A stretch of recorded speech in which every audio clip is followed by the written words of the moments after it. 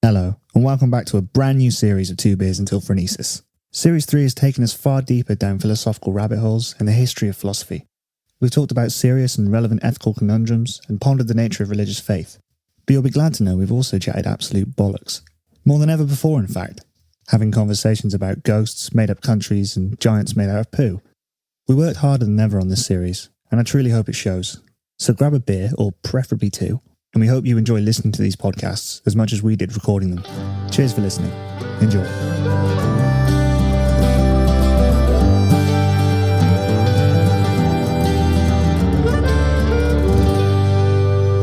So, ethics. That's my intro. Do you want to introduce Al, or is he just going to be here? Yeah, I think we should probably introduce Al. Yes, Al, where did you go to uni?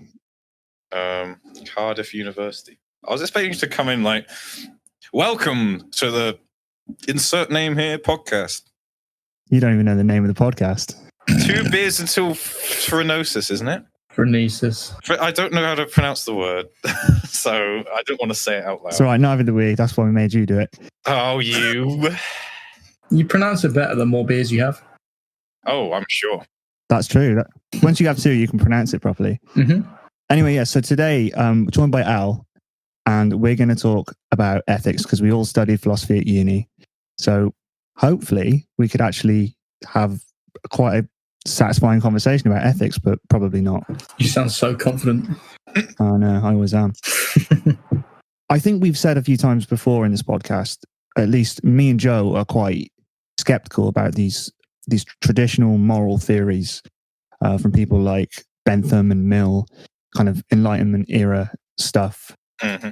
When people started moving away from a religious context from the Dark Ages and picking up on more of those outside of religious kind of secular, I guess, explanations of ethics and how to treat people and why, picking up on those ancient Greek ideas. So people coming up with actual moral theories. And I think me and Joe have always been a little bit critical now, hundreds of years on, because it's great to bash dead people's ideas. Mm-hmm. It's one of your favourite pastimes. Yeah, that's literally all philosophers do. So They can't fight back. It's much easier. yeah, exactly. Much easier. Much easier. Yeah, it's like just call Aristotle a misogynist because he's not here to defend himself. But yeah, I've always kind of been a little bit skeptical of them. I obviously, just for people who aren't quite sure what any of this is and what an ethical theory really is, it's just a way of codifying what people kind of already do, kind of getting at the basics of what our sense of morality really is and what theory best describes it. But it's also a little bit of prescribing as well. It's also, it's guidance. Yeah, you should do this and you shouldn't do that. But it's always based in human behavior anyway, pretty much. I think that's an important way to think about it. Yeah, well, I think they try and pick away at what is moral good action and then being like, well, how can we be the most moral, basically? Exactly. Then let's put a theory and a guidance to it. Yeah. And make everything, and then scrutinize anyone who doesn't follow the theory because they must be immoral and evil. Yeah, exactly. There's traditionally two ways of thinking about ethics. And it might surprise some people that there are only two, but when you really think about it, there can only realistically be two. It'd be very hard to think of something outside of that, because when you think about moral action, you've only got intentions and outcomes. So outcomes would be these consequentialist theories, which I think you're a fan of, Al. True. Utilitarianism. So looking at, in a very basic sense, looking at an action being good because it produces the best outcome. And of course, there's a lot of different nuances to that and thinking about, well, what exactly is a good outcome? How do you weigh these things up? So this ethical way of thinking is more to do with cognition and reason, I would say. And I think that's why it's so attractive to these early rationalist thinkers and analytic philosophers nowadays. And they've made revisions to it because, of course, the original way of thinking about utilitarianism was almost like, well, if you have 100 people torturing one person, then the 100 people are right because, it's more pleasure. Based, it's only one person's kind of discomfort. Classic example. And of course, that's been revised and revised. people have started to introduce rules and things, and it becomes very similar once you start adding all these rules. I think it crosses the line into the next kind of ethical theory, which is deontology, or Kantian ethics, because it was invented by Kant, and that's looking at the intention and producing kind of rules and thinking about moral duty. One of the classic examples that people like to talk about when they're talking about Kantian ethics is an axe murderer comes to your house and says, where are you hiding the victim? And you have to tell the truth in that instance when you're dealing with that person, because you're not responsible for other people's actions. The outcome isn't important. The important thing is that you act according to your moral law. And moral laws mean you can't lie. Exactly. Because lying is immoral. Full stop. Every case. Although that is based in logic, Kant's thoughts, isn't it? As well. Such a weird theory. Yeah, Kant is also very much a rationalist. And this kind of thinking is less popular nowadays. Utilitarianism seems to be the that rough sort of, when you get like businesses talk about business ethics. I think really they're talking about some vague sense of utilitarianism, if anything. And I think it's generally some vague notion of utilitarianism is how most people tend to think about ethics, if at all, if they do systematize it at all.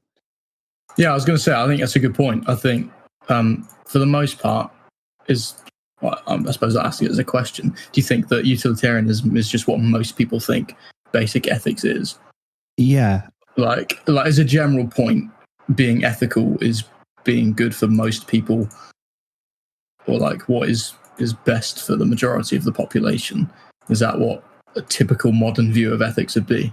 Yeah, I think it's a cost benefit analysis in a lot of cases, and it's I think a lot of people, try and weigh up, and they are mostly thinking about the consequences. But I think it doesn't quite describe. I don't think any of these two theories really describe everything. There's a third one that I'm a fan of, and that's again dragging up some of these ancient Greek ideas, mostly Aristotle, and looking at virtue. There are problems with virtue ethics, but I think it is the best of the normative ethics, archaic ethics, looking at character and looking at what kind of person you are in the society you live. So rather than kind of going back onto all these rules and thinking of it as this big cognitive, like I've got to work out X and Y and calculate everything, it's more just looking into yourself and thinking, well, what kind of person does this action make me? But also thinking that all decisions are effectively moral, because you're constantly cultivating the kind of person you are, cultivating character or desirable virtues. It's not just in the moment of the action; it's everything before and after. Being a responsible parent, or being a conscientious worker at work, or anything like that. Really, every decision you make, and I think that's possibly a better way of thinking about ethics. And I think, Joe, you have a completely different, which I do. I think I agree with that as well. I'm on the fence between virtue ethics and this weird, edgy fourth way of thinking about ethics. Yeah, trust me to be difficult about it. Yeah, so I thought I'd just set that up before we kind of get into why we think all these things. So roughly where we all sit. So Joe, do you want to explain this fourth way of thinking about ethics? Yeah, sure. Briefly. And then I'll go back to good old utility. Yeah, of course. Cool. That's cool.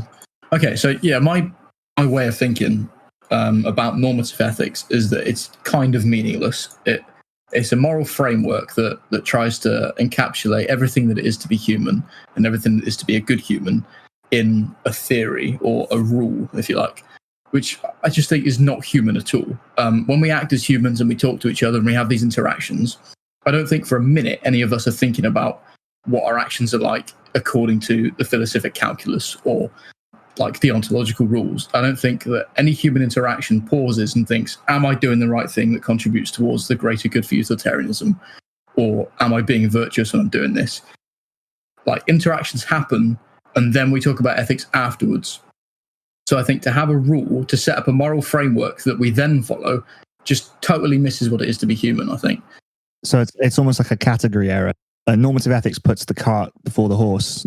Absolutely, yeah. Yeah. I don't think I fully understand that one. So we just shouldn't think about morals when we act.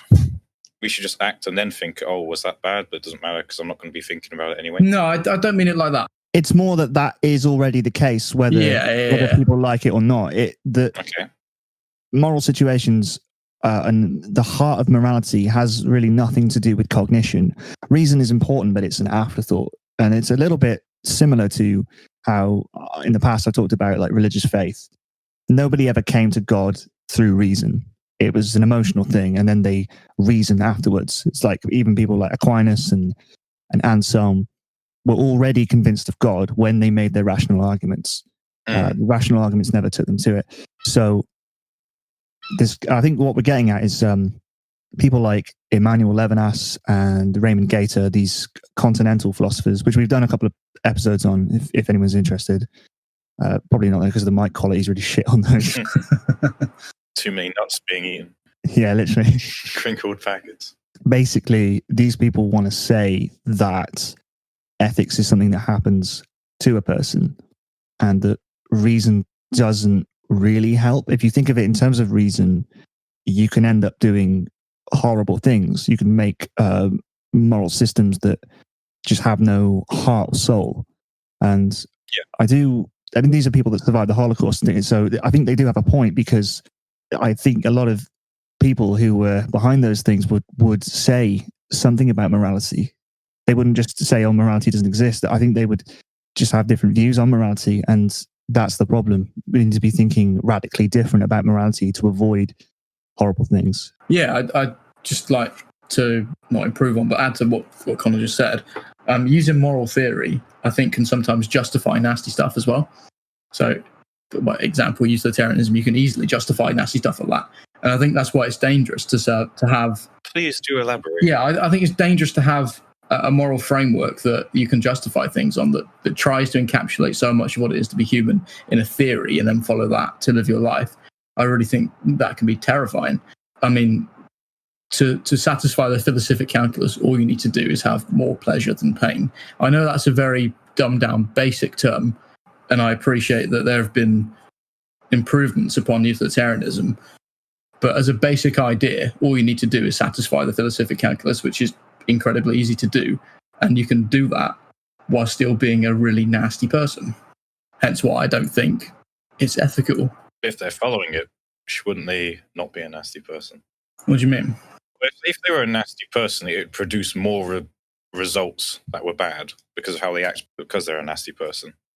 Okay, well let's specify it down to a single point then, rather than making a judgment about what the person's like. A nasty act, then you can turn a nasty act into an ethical one by applying it to moral theory and justifying it that way. It depends what rules you have in place, because it absolutely does. If you're literally just thinking about a desirable outcome and the wider picture, if you think wide enough, you could probably justify anything. True. Yeah. Well, let's start with the baseline of utilitarianism then. Yeah. Utilitarianism believes the only thing that matters in the world morally are pleasure and pain. And they believe there's a hedonic calculus, and you were calling it something different, but philosophic hedonic, same thing. Yeah. It's the same thing. I've only heard that a few times.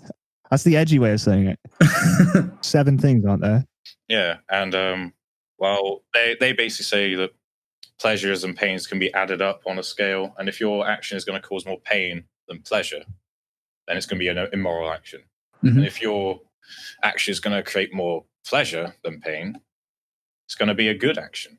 There's no rules yet until we get to rule utilitarianism.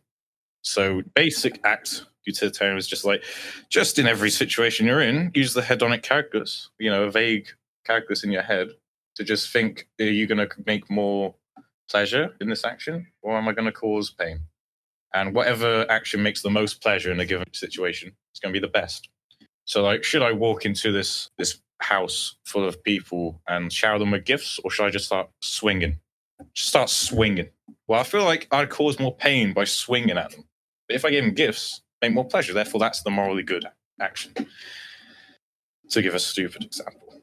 Yeah, but yeah, it makes perfect sense in a lot of ways when you're faced with decisions on paper in the abstract, and I feel like it doesn't even if, let's say it's not like an immediate situation, like a trolley problem, like, oh shit, there's two things going to happen here, and I have to choose one of them, like on the spot. Let's say it's a more novel moral conundrum, like a organ donation. I think, yeah, that's I think why utilitarianism has been revised, because pleasure and pain don't quite get around these issues. It's a bit too simplistic and binary, because there's also principles and that I think are important to include in the rules, which I think, correct me if I'm wrong, probably the reason why utilitarianism was expanded, because there's principles like dignity and autonomy. I also think, because pleasure and pain, you could just have somebody hooked up to morphine their whole life. And that's why I think virtue ethics is more important, because it's about, well, I want to be autonomous. I want to be reasonable. I want to have a sense of who I am. I don't want to, if I was just hooked up to morphine, there's no dignity in that. And, so principles of character are also important. But yeah. What do you think about these thought experiments? You mentioned the trolley problem, and there's also, you said about the organ donation one. So I think the typical one is there's 5 people who need an organ donated. There's a guy walking past the place where they are. Do you kill the guy to save the 5 other people's lives? Yeah, well, before that, it's the trolley problem, where it's like, oh, do you want to divert it onto the 5 people, or no, onto the one? Yeah, exactly. So most people would be like, initially on their intuitions, would be like, oh, I change it over so it kills the one person. But then the doctor's one is different, as you said, because imagine some guy walks in, there's going to be no consequences. Say, I don't know. Yeah, he's got no family or anything like that. So, and most people will be like, no, even though they're on paper, they seem like the same situation. So, yeah, I suppose that's why I was going to ask Connor, what do you think of thought experiments like that? Because for me, they're basically useless. They're good for getting, yeah, I think you're right. I think they're good for getting like undergrad students thinking and discussing, and people who maybe don't study philosophy or don't read into a lot of the deeper ideas and stuff. I think like it does get the ball rolling a bit, doesn't it? Yeah, when I was in sixth form, I loved these things, and then I started to realize suddenly how morbid and kind of useless they were because I guess they're good as analogies to real life situations, but they're always much more simplistic and always kind of and it's just an exercise in morbidity rather than, and it's too abstract and like calculative. It's like it just reduces what is actually a really visceral and dynamic situation into just some sort of sum. I think that's my one of my big issues with normative ethics, and particularly utilitarianism, is it seems to satisfy mathematics more than it does treatment of human beings. Okay, that makes sense. Now I understand why you don't like them. It feels inhuman. No, I don't think it's totally useless. So I think I'd probably occupy a middle ground here, because I would say that it's, in those two situations, you're thinking about the organ donation and the trolley problem. When you're the trolley problem, where you're diverting a train to 2 people and there's only 2 tracks, so both parties are involved. No matter what you do, no matter which way you pull that lever, it's going to hit into one of those. With the organ donation, the guy walking past isn't directly involved, and therefore you introduce this new concept. And this is why I think principles are important as well as outcomes. You've got this principle suddenly of consent, which, and I think it's useful to demonstrate that, but I don't think a trolley problem on its own can solve ethics. I think it's a very useful little starting point, and it's good for philosophers writing books. All right. I would like to say, I think I can highlight a very important distinction between the organ donation one and the trolley problem. Okay. And I can bring it into utility as well. Why I'm at it? Why not? So the difference is, well, if you're a guy wandering around the street, or say you've just come in to the hospital because you need some health check, you don't really expect to be murdered. And in fact, if people did do this kind of thing, then people would be scared all the time of each other, thinking that, oh, well, these people could murder me at any moment to benefit more people. Everyone would be on guard. There would not be any trust anymore between people. And that would cause way more distress mentally across the board than saving these people's lives anyway. So the general rule contributes to a good outcome. Yeah. So you adopt the rule. Yeah. Yeah. So that's following a little bit like utility. It's like, well, you'd be causing like global distress because nobody would trust anyone. People would probably be a lot more aggressive towards each other in general and defensive, cause way more problems overall. Which is why under utilitarianism, you can explain the difference. Yeah, I guess. But if you did it in secret, then you'd eliminate that problem to some degree. That make me even more distrustful of random people. It's kind of following like the categorical imperative a little bit. Yeah, I see what you mean. Yeah, We're like using it like as if it was a universal. yeah, it's like a breakdown in conception. Yeah, interesting stuff. You might be wondering why I like utilitarianism at this point. Yeah. I am. Well, I don't know actually, but yeah, these forced experiments are very interesting. It does highlight it. Like I said, I think they are good and useful at highlighting certain things because it makes you think for a second, like, oh, well, why is that different? Maybe there is a reason. When it comes to utilitarianism, I feel like Mill's proof is just really good. I don't necessarily like the rest of the theory as a big framework, so I don't really think you can have a big framework as a system. I don't think it really works like morals. But like I said, I like Mill's proof. Mill's proof is that, all creatures aim for pleasure, all creatures avoid pain. That's a good basis to go on.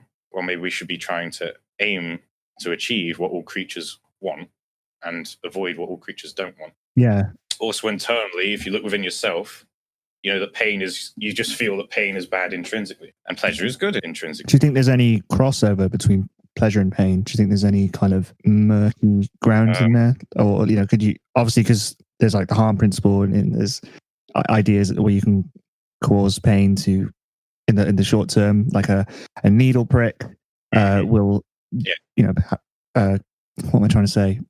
Vaccine. needle prick vaccine thing. You know what I'm saying? Yeah, we're getting into bone man territory then. That's where like the idea of the hedonic calculus comes from, I think. Where it's like, it's balancing it out. It's like, well, we can suffer a little bit of pain because we're going to get a lot more good and pleasure later. And pleasure is a bit of like a weak way of putting it, because I don't really necessarily agree fully with utilitarianism. Because like you said there was what if one person was being like tortured or something for the benefit of hundreds watching? They all enjoyed it. Yeah.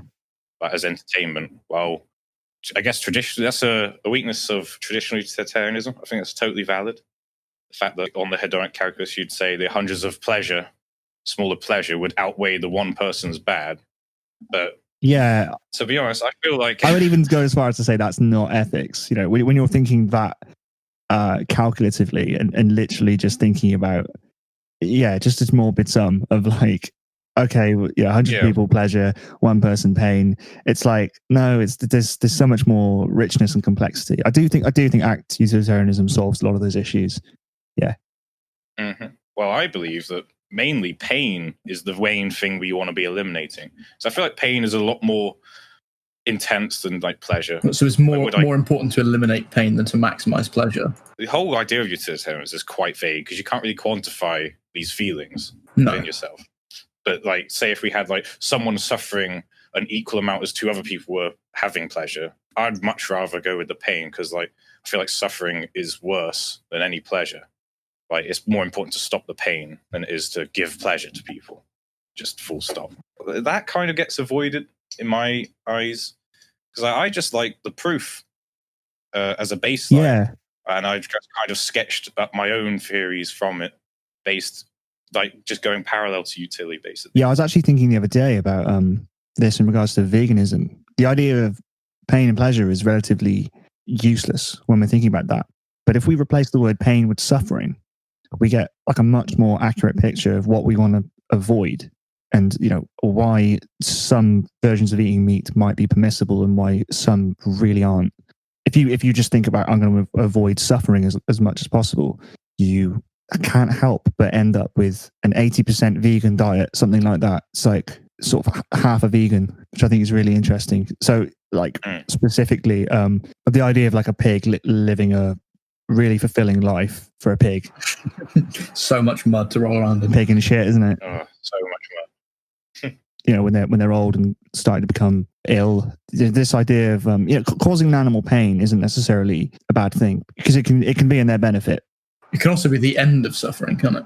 And exactly, if they're really ill at the time, I think there are ways to even farm animals. There are indeed ways to farm animals. I've heard that. Yes. There are ways. There are ways to farm. I'm losing this point. There are ways to farm animals without causing them, immense suffering. Now, pain might be involved, but it can seem painful to give them shots and all kinds of things, or like pen them into certain places, and they might cause them distress or whatever because they really want to be outside. It's like, well, if they're outside, they're going to eat all these wild things that you can't stop growing. Like goats will just eat anything, so you have to pen them in for long periods of time because they don't necessarily think about weather conditions and stuff. So sometimes you have to harm animals for their best interest in the long run. When it comes to killing as well, there are ways to kill animals that can actually be quite humane, especially when you consider that, for example, the fate they would meet in the wild. The difference is that the prolonged suffering you're causing, and that includes mental suffering as well. Yep. Are these animals being affirmed in the natural state? Are they being allowed to, as much as possible, live a natural kind of life? Are they penned in too much when it's not in their best interest, when it's not in the interest of their health? That's the issue. And are they suffering at the end of their lives? That's the problem. Because like in the wild, they could be eaten, horribly maimed and killed before they die. They could die of disease and old age, which is a long, agonizing process. Or just that level of farming where you're like, okay, here's an animal that's near its end, clean death. I don't know. It's just an interesting thing about it. I think suffering is a better gauge of things than pain, basically. I think you've also brought up an interesting point by just mentioning animals. Like if for example, I ask Al, I know you've got your own sort of things that come off of utilitarianism. Would you include animals in your ethical theory? Yeah, see, that was something I was saving for later. my apologies. It's fine, because it's such a good counter argument to utilitarianism. Because seeing as the only thing that they care about is pleasure and pain, harm and good, well, then animals feel that too, so they should be on an equal footing with humans, right? To a degree, at least. Like the hard like counter argument is like, yeah, you should be considering animals as good as humans. Basically, means to be moral in utilitarianism, you basically have to be vegan because of all the horrible things that farmers do to animals. Do you think the lack of inclusion of animals stems from, I suppose, the old religious context? I think it's just an oversight. Do you not think it's because typically the typical view is that animals don't have souls, isn't it? I just want to say the Bentham quote. Jeremy Bentham was the guy who came up with the first version of utilitarianism. One of his famous quotes is, "The question is not can they reason, nor can they talk, but can they suffer?" And obviously he's talking about animals basically there. Yeah. And animal rights and being at the forefront of this kind of liberal movement. Just as a side point, it's interesting to point out that a lot of these thinkers who were coming up with these kind of arbitrary systems, they were applying them. I think I think I'm being possibly a little bit too unfair when I'm just saying, oh, it's this abstract thing. To be honest, these people were at the forefront of actual important things, i.e. not philosophy. They were politicians and lawmakers and activists, and they were kind of working these ideas in as they went. So yeah, just not to say that this is just some people in armchairs making weird, arbitrary kind of lists of do's and don'ts. They were actually, living ethical lives as well. True. Yeah. It seems weird to have a moral theory about how to live as a human, as you were saying earlier, which says that, well, humans should be on the same page as animals, according to your own moral theory. But as people like Mill went on to suggest, there are different tiers of pleasure and different tiers of pain that are like higher order in a sense. So humans obviously are capable of much more higher order pleasures. Like, I don't know, philosophy is probably higher on the pleasure list than just having a nice steak, although that is also pleasurable. Is this Mill's pleasures of the mind? Yes, it is. So in a sense, like, yeah, humans are capable of, I guess on the hedonic characters, more pleasure than animals, so they should be given priority. I'm going to chuck in another quote here. Go for it. You might already know it. It is better to be a human being dissatisfied than a pig satisfied. Better to be Socrates dissatisfied than a fool satisfied. I recognise that one. Smart boy good. Yeah, smart boy good, basically. Smart equal good. But yeah, getting to this idea that certainly that higher pleasures are more valuable, but the types of pleasures that a pig would have, these lower pleasures, just simply don't equate. Which is interesting that a utilitarian would say this. It obviously highlights the fact that there's more to utilitarianism than just simply bodily pleasures, eating fucking swans and shit. Like hedonism, I think that is. Yes, yeah. Which is, I guess, what this utility stemmed from. but like hedonism's a really old one from ancient Greece. Like an idea, and not everyone just bashes it all the time back in ancient Yeah, but even hedonism has, in its ancient context, still had some ideas. They weren't just literally having orgies all the time. They were. It's strange to think we think of heathens as being people that just fucking do whatever they like. They got a bad rep. Yeah, these kind of nuances to their ways of thinking. I feel like at a human level, Mill's proof and thinking of things in terms of pleasure and pain and all that also it's just giving a magnifying glass on how our morals work. So it's just taken how traditionally humans think morally just back an extra stage and being like, well, why do they think like that? Because when we think about morals, when we think, oh, do I want to hurt these people? Like, you feel bad if you hurt someone, for example, but that's through empathy. And I feel like empathy is based on the fact that you know what they're feeling, and so you know if they're in pleasure or pain. So I think it stems. So the whole idea of utility stems from the idea of empathy, which is the basis for morals, basically. And I totally agree that empathy is the basis of moral action and the way we should think about morality. Yeah, I think utilitarianism is just taking it that extra step back, where it's like, well, empathy is based on pleasure and pain. I think to equate empathy with reason, I think this is where you would agree, Joe, to say that empathy is like a reasonable thing, like we're just kind of calculating, oh, okay, well, so if I'm more empathetic, that will equal a better society. Or absolutely, yeah, it's. I don't know what your guys' views on meta ethics are. I think meta ethics is potentially more of a interesting conversation than applied ethics. At least it is to me, because I like I've said, these moral theories only go so far for me. But yeah, this idea of well, let's just step even further back and say, well, what do we mean when we say good? Where does this idea of good come from? Is it something that's intuitively known, or? Well, that's what Mill's proof is just. Yeah. Because he's like, well, what do we have to go on? Well, we feel pleasure and pain. We don't like pain. We like pleasure, etc. Just as humans. So they must be the basis. That's where I start to have issues with it. Yeah? Yeah. We're talking about meta-ethics and the sense of good and bad and right and wrong seems to get a bit convoluted to me. I think our sense of good and bad and right and wrong they're too reliant on external factors and cultural factors and things like that. I think all of that has an influence on what different people consider good, bad, or right or wrong. Well, that's actually another reason why I like utilitarianism, at least as I view it. Because I think it is versatile, whereas other theories are not. Like Kant's one, no matter what culture you're in, these actions will always be wrong. These other actions will always be right, because he's based on logic entirely. Kant does miss the point, and it's just like it's way too rigid. You can't do that. As much as I do like some of the ideas, it's like yeah, and I just think utility is a lot more versatile.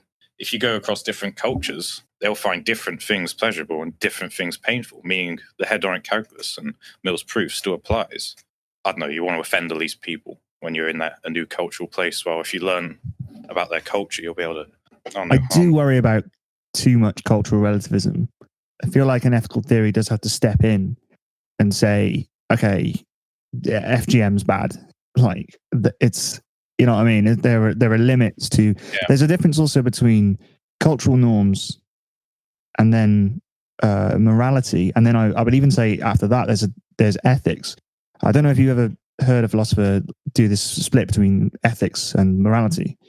It's kind of confusing because ethics is often taught as like, sort of layman. It's like business ethics or the ethics of... ethics of... research. I remember the definition I was taught in GCSE for what the difference between ethics and morals is. It's just meaningless. I don't know if you remember this, Sal. We were in the same GCSE class, but I was always taught that ethics was the real life application of morals. Like, what does that even mean? It just means nothing, does it? True. No. Yeah, true. It's really not useful at all. So I would say that ethics goes further back. Ethics is the basis for morality. Morality is the rules and the do's and don'ts. And if you're religious, it's the scripture and it's the tenets and the commandments, if you like. It's those kinds of things. And if you're a utilitarian, it's morality is your, I guess, like your hedonic calculus, the things you refer back to and your rough idea. But I think ethics is something much more, in a way, much more at the core of what you're thinking, but also more experiential. So, kind of getting onto more Joe's conception of ethics here, which I do agree with. I think it's the Joe's conception of ethics. If you just take Levinas on its own, I think it can just leave you with no real way to apply it, which is why I kind of like virtue ethics and the Levinas stuff combined. Perhaps that's why it appeals to me so much, is that I'm not looking to apply it, because I think that ethics is just so individual, and I think it needs to be taken as a very small macro idea that interactions between humans are where ethics matters, and that is it. There's no explanation of what we can do for the greater population or how it affects things like that. I just think that's way too complicated for anybody to think about in the moment of an action. That is important. I would like to come back to that, yeah. However, for now, I really need to go to the bathroom. Yeah. I'll stick a sting right there. A lot of what I think is quite relevant to what you're saying. So I do like what you're saying, even if it doesn't come across like that.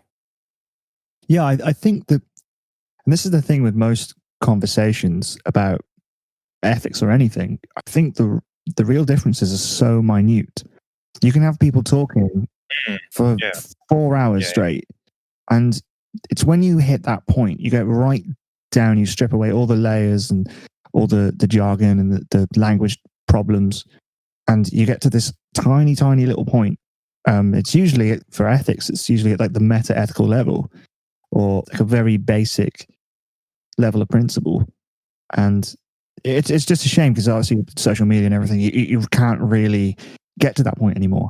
And the whole Richard Dawkins wave didn't help, where debate suddenly, well, I mean, it was happening already, but the new atheism thing didn't help, where debate suddenly became spectacles. Everyone's too depersonalized and anonymous when on social media.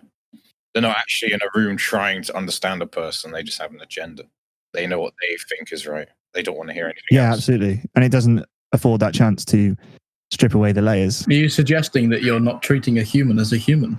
I think I am. I know you like Yeah. Well, this is something I wanted to pick up to just explain, I think, where me and Joe might be coming from. Generally, we employ these techniques and reasons and habits in the supermarket, and in especially like the military, and in all kinds of walks of life, where we avoid what Levinas would call the face. He's talking about the literal face, but he's talking about the soul as well, the reality of people in front of you, and especially those people that are suffering, and especially when we have the power to stop that suffering. This might sound a little bit woolly, I guess, but worth noting that Levinas is Jewish, and a lot of the things he's saying come from the religious Jewish perspective, and you can't really separate that from his ethics. So it is like kind of semi-spiritual, but I think it's also important in a secular context. And yeah, it's just this idea that we prefer to reject the responsibility that comes with accepting people as people. Because, when you're serving someone in the supermarket, saying like, oh yeah, 2 tins of beans and a condom, that'll be £2.60. That's a shopping basket, isn't it? Yeah. And you don't look at them. You don't see a person. That's I don't think that can quite be communicated in the terms that utilitarianism is thinking about, because it's more experiential. And I think it's almost a category error to say that that's much to do with cognition. And when you do finally see somebody in front of you, you see the human subject, it's a feeling. It's not something that you think about, and it's something that just happens to you. It hits you. So it's an affect. It's not something that's cognitively arrived at. It's not something that you reason into. It's something, it's just a feeling that washes over you. It's like being in love. This might sound really, really woolly and pseudo-spiritual and let's all hold hands, but I'm not quite ready for a spiritual. I never did religion like you guys. I see. I've never been religious, but I am very much swayed by this argument, and I think obviously the different ways of religion can mean different things to different people, and I do think that, yeah, just this idea that once you recognize that you have that responsibility, It's the whole idea of if you can, you should, and you suddenly you just realize that with people. But we try so hard to avoid it. I think he's right in saying that, because you look at everything we do, it really is just an attempt to avoid the face, quite literally in some instances. And it's something we deny very regularly, and it's almost institutionalized, and for good reason sometimes. I think a doctor should probably be, not so obsessed. He needs to be objective. He needs to be thinking rationally. He can't be crying alongside his patients all the time, because he has to keep a level head. That's obviously why they can't treat relatives. So in some cases it makes absolute sense, but in other cases, we live very private lives, and sometimes we can be not just private but very, very cold. And it's the recognition of that responsibility to the other, which we try and deny all the time. The recognition that they're human, and to remember that that's an experience. That's something that's felt, not something that's theorized. And it's a very unique position. I feel like my ideas are an amalgamation of both views. It starts with the feeling, because, like I said, it starts with empathy. Yeah, and I think empathy gets to that. Yeah. So how do we act given that that's the reality? Yeah, my love of Mill and all that utilitarianism, it's hard fought over the years. It's been back and forth because as all its critics pile on, and I agree with them, a lot of them. Like Scanlon, I read, he's like, well, aggregation, adding up, doesn't really work that well. Well, he says that certain lower order pains and stuff don't add up to a higher order pain. That things on a higher order can never be added up to. Yeah, to me that sentence basically makes no sense. The very notion that, I mean, it's very difficult. 1 million paper cuts doesn't add up to losing an arm. Yeah, exactly. It's total cat error. It's like, well, it's apples and oranges. Yeah. I think you're absolutely right there. And I agree with that, definitely, and it just means that the hedonic calculus doesn't really use maths in the traditional sense of maths. Like if you have enough ones, it will add up to 1 million. Well, it feels like certain pains are on a different level, and you can add up those pains and those pleasures, but none of the lower order ones will ever add up to one of them. That's how I view it as well. That's where I break away from traditional utilitarianism now, where I'm just using it as a base. Have you looked into Peter Singer and like R.M. Hare and the sort of modern utilitarianisms? I haven't really, no. I just looked at the critics of traditional ones and made my own ideas, I guess. I would say, especially when you're looking at Jeremy Bentham, compared to these people, it's an entirely different theory, really, compared to... It's had hundreds of years to revise itself. Yeah, it is very much a different thing. And I'm much more swayed by the modern notion. But I feel like it's doing a lot of handstands and juggling and... In what sense?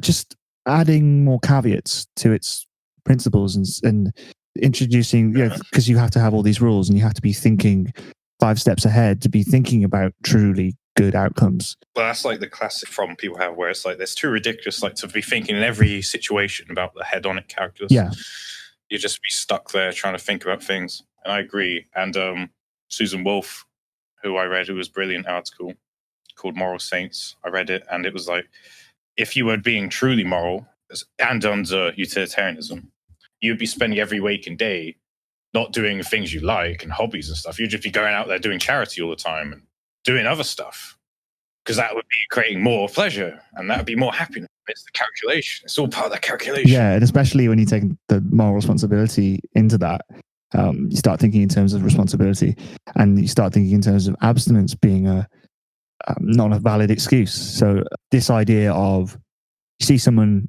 drowning in a lake and you don't help them, or you'd be some sort of monster, like that's abhorrent. Like, why would you not just grab something and try and help them? You wouldn't just walk past and go, it's nothing to do with me. But then, people starving in Africa, you go, well, they're far away. It's nothing to do with me. Once you start realizing that, it's like, no, this you can't do that, can you? That's not a good way to do ethics. Just have an anxiety attack about all the people suffering in the world. Like, how do you respond to that as a moral agent? And I do think there has to be some limitation. I don't know what that limitation is. I don't necessarily think it should be a local thing. Well, as I was mentioning, Moral Saints,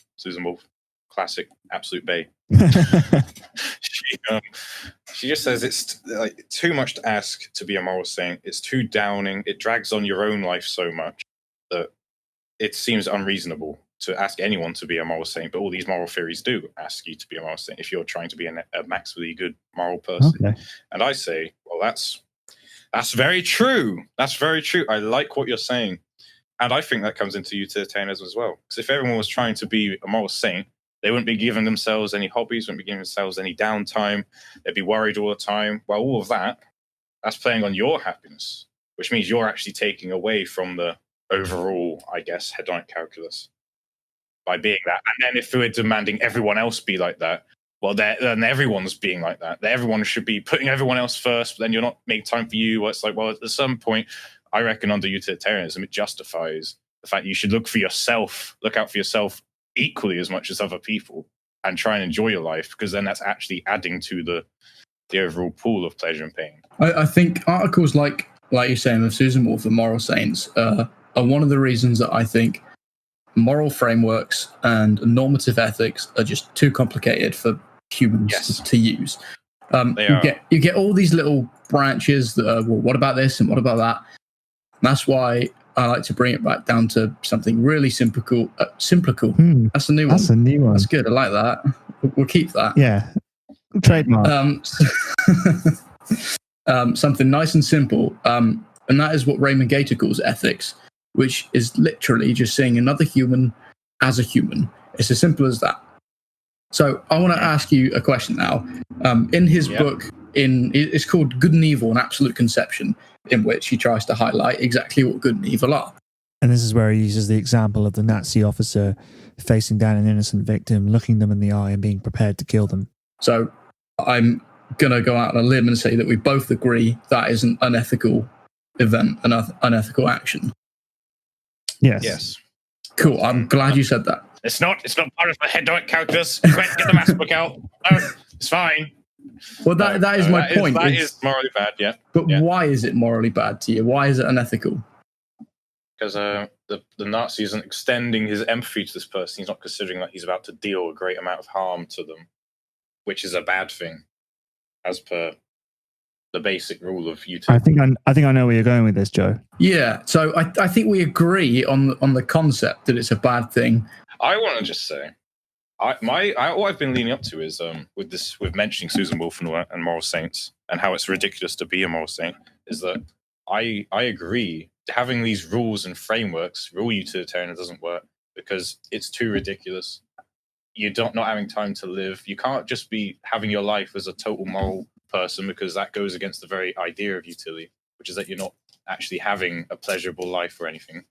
And that's that I use the general idea of pleasure and pain as a general guide, not something to be thought about that much. Just like maybe say if you're on the little scale, as you were saying, human interactions, if you're in a pub and you're talking to a narcissist, and the narcissist doesn't want to talk about anyone else in the group, they just want to talk about themselves. Well, that's bad, because no one else is enjoying this conversation. Just little ways like that. Just use it. Just have it as like a general idea you have at the back of your mind to like refresh you and think, well, hold on. I already know through my empathy that I'm causing pleasure and pain. Maybe I should put myself in other people's shoes, see where is my next action going to be like. I get that. Worse to them. I get that as well, but even for me, it's still too much.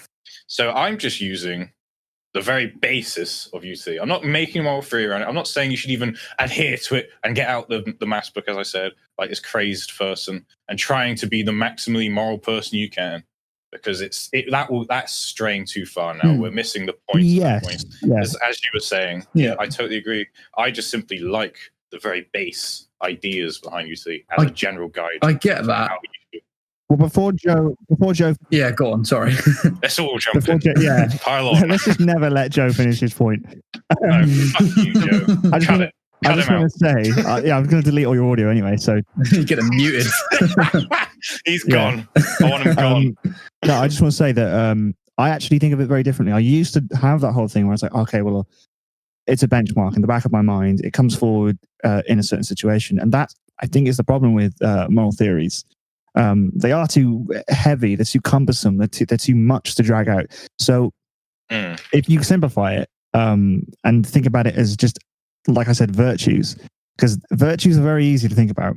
Yeah. Because they're so basic and they're so applicable to different situations, and they are quite malleable. You can apply them in lots of different ways, and there's lots of room there for movement. And so thinking about the virtue of like moral courage or intellectual curiosity, these are just good things, and they can always be at the front of what you do. And you don't have to wait until somebody kicks off in a pub or the situation is bad. You can think about it when situations are good too. You can always think about cultivating, and always think about what kind of person you are and what kind of person do I want to be. That's good. I like that. And I can even amalgamate it like a greedy little gremlin into my theory and say, doing that is what will maximize the most good. So, one-upped you. Virtue ethics is a part of utilitarianism. I got you. It's all part of the one theory, the one true theory. Do you want to? Sorry. Carry on. Do you want to finish your point?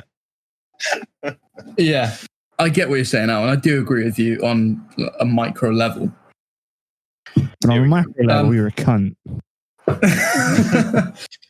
But you say that we're using utilitarianism as like a basic thing that comes out sometimes, that just as a basic idea to treat people well. I get that. That's fine. My issue with it is, as I've said before, is that it opens itself up to loads of different counter arguments. So it branches off, like we're saying about Susan Wolf and moral saints, that it opens up that argument. I know we've sort of satisfied that, but as we start to satisfy all these little branches out that, you know, we can attack utilitarianism with, as we're bringing it back down to something smaller, it's starting to become not utilitarianism anymore. Okay. It's starting to become a basic idea that I believe in as well. And if we're talking about treating people just as people, I think that is the simple view that we should take as ethics. My other issue is that even though you're just saying that we should treat people with a little bit more empathy, I think if we're going to do that in the framework of utilitarianism, even if we're talking about these individual conversations, I think we're still doing it for the sake of satisfying the hedonic of the certificate. I think we're still doing it for the sake of satisfying the philosophic or the hedonic calculus, rather than doing it for the sake of doing it because there's another human in front of us, which is my issue. I think ethics, to me, as it is to Raymond Gator, is that the only thing that there is to ethics is seeing a human being in front of you as a human being. It's as simple as that. I think that's really hard to counter, and that's why it's so simple and it's so good, because that is it. The example, obviously, you gave with the Nazi. Yeah. So there's a Nazi in front of a person, about to kill them. Mm-hmm. Yeah, there's no gymnastics or mental reasoning you have to do, because it gets at something much more raw.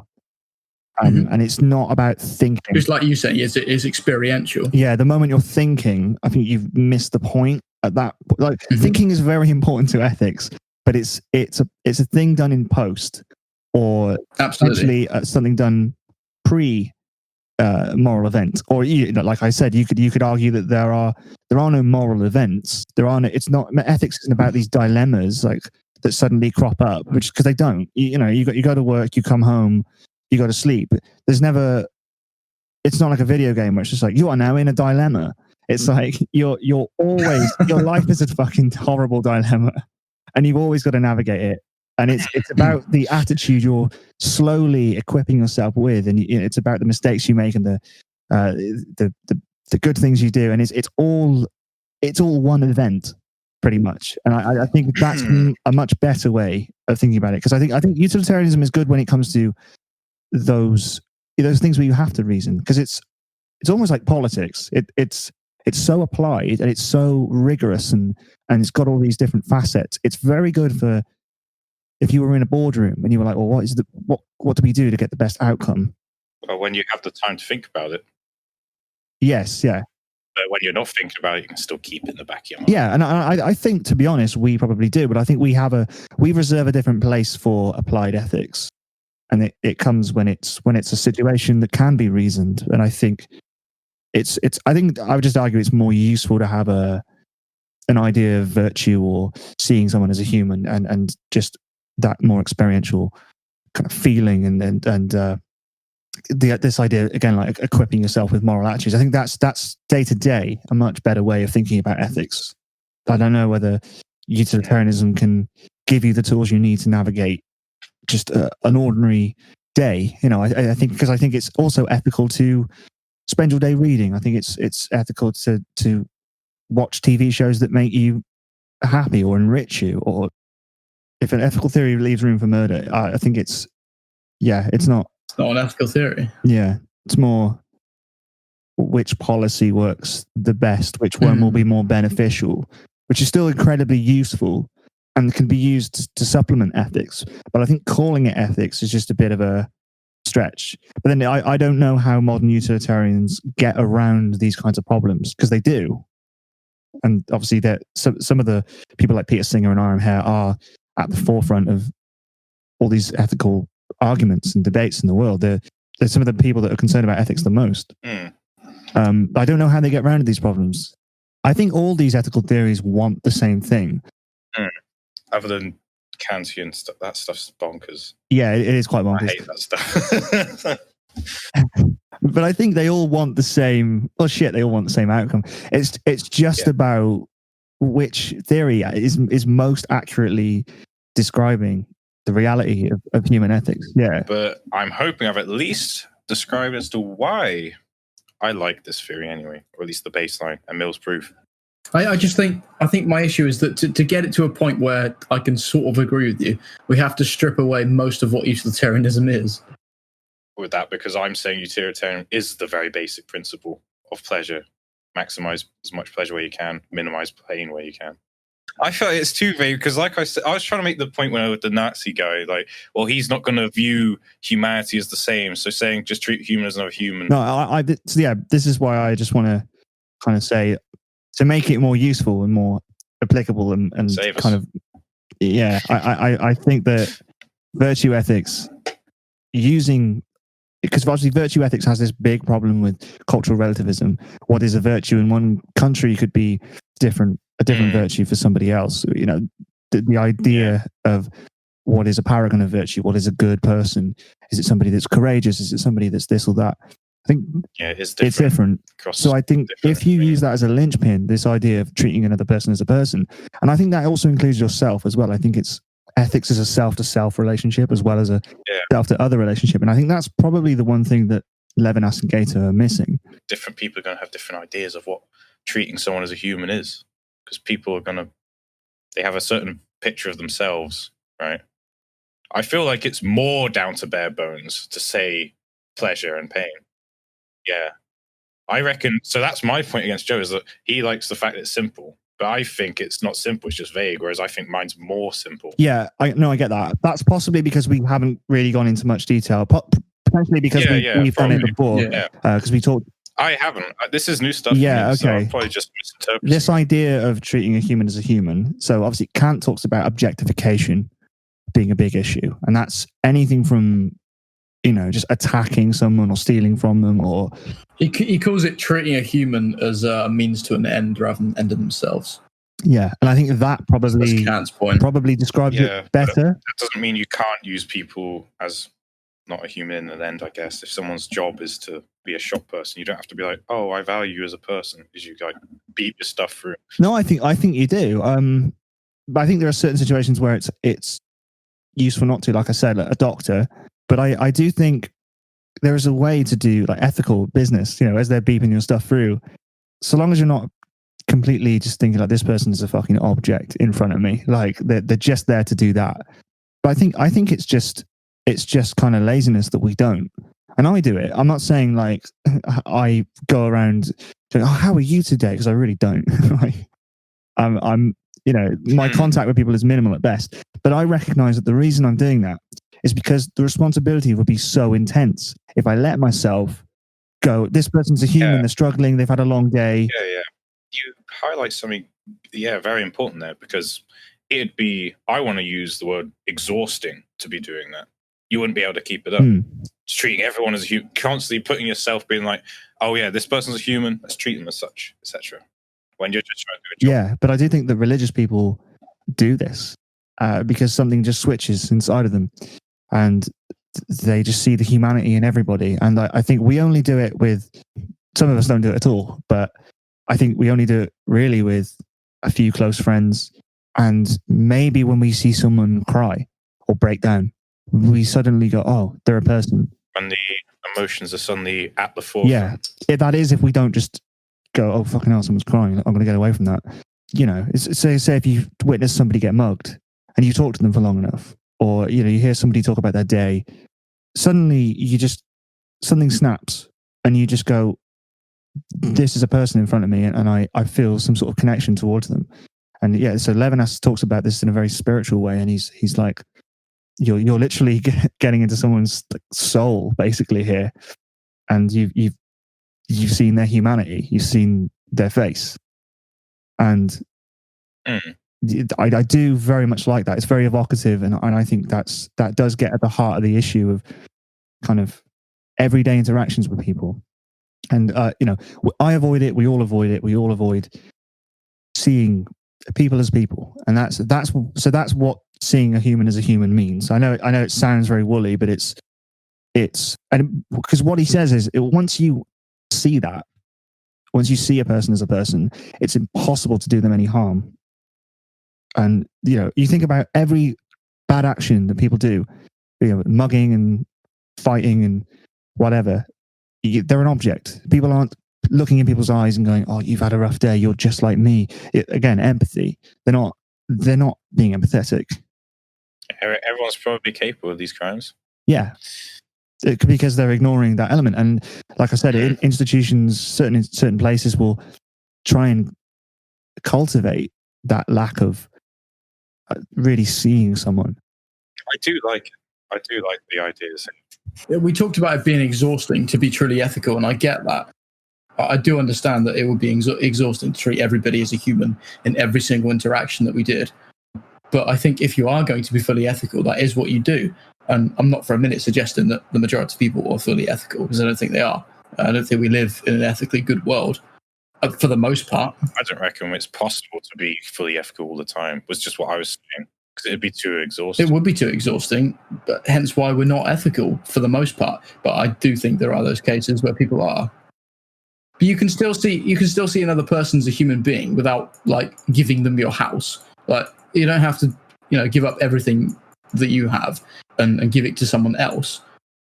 So you can be ethical without being a moral saint if you're just treating someone as another human being. Yeah, I think once you realize what that kind of thing that Levinas is saying, I think once you get to that, I think it's a lot easier to spot those situations where you are just like, you know, avoiding eye contact or being like, oh, fuck this person or whatever. Especially if your job is like cold calling, you know, you'd be like, oh shit, yeah, no, that's literally what I'm doing. I'm just objectifying people all the time. That's basically my job. I hate doing that. I had to do that once. I've had to do it with retail and bar work in the past. Not where I work now, but and especially when the way that people were treating you as well. It's like we had the lecturers come by, because I used to work in the little canteen at the university while I was doing my masters, and they'd come by and you'd be there in your little hat and whatever. And that's another thing. These clothes turn you into an object. And absolutely, they come by and they'd be like, coffee, and just like chuck money at you, and then you're just a vessel. Yeah, and sometimes you'd somehow, because I never like talking about what I study and because it just sounds big headed or whatever. Normally they talk about themselves. They'd be like, oh, I've been marking all day. It's like, have you? I've been on my feet for 8 hours. I would pay to do some marking, to be a lecturer. Like that sounds great. Yeah. Like I've been mopping. You've never mopped in your life if you're moaning about marking. And then suddenly, you know, you'd have a conversation. You'd be like, "Oh, I study here." And then suddenly, something would click, and they'd be like, "Oh, you're a student. You're a human, are you? You know? Yeah. Oh, you're actually you're not just like a fucking pleb with a mop. You know, because that's what I think of people that mop. Yeah, it's just interesting how it. Moppers are all the same. Yeah. Oh, you clean toilets. You must not be worthy of talking to me. You know. And then you go, no, I'm a student here as well. They go, oh. You're a person. It's like, oh, I thought I was a person the whole time. Thanks. It's just suddenly there's this interest and this like connection. It's like, why wasn't that there before? Yeah, I think that's kind of the same thing. I do like that. I do like it. Yeah. Should we leave it there for now? Because Yeah, I going think for like it's 2 good. hours. Yeah, that sounds good, man. Nice one.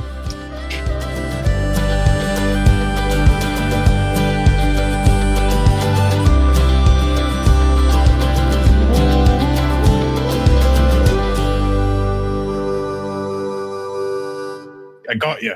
It's all part of the one theory, the one true theory. What am I trying to say? Vaccine. Needle prick vaccine thing. You know what I'm saying? There are indeed ways to farm animals. I've heard that for the sake of satisfying the hedonic of the certificate for the fisher. 2 tins of beans and a condom. That'll be £2.60. Let's all jump in. Pile on. I like to bring it back down to something really simplical. Simplical. That's a new one. That's a new one. That's good. I like that. Oh, fuck you, Joe. Cut it. Cut him out. He's gone. I want him gone.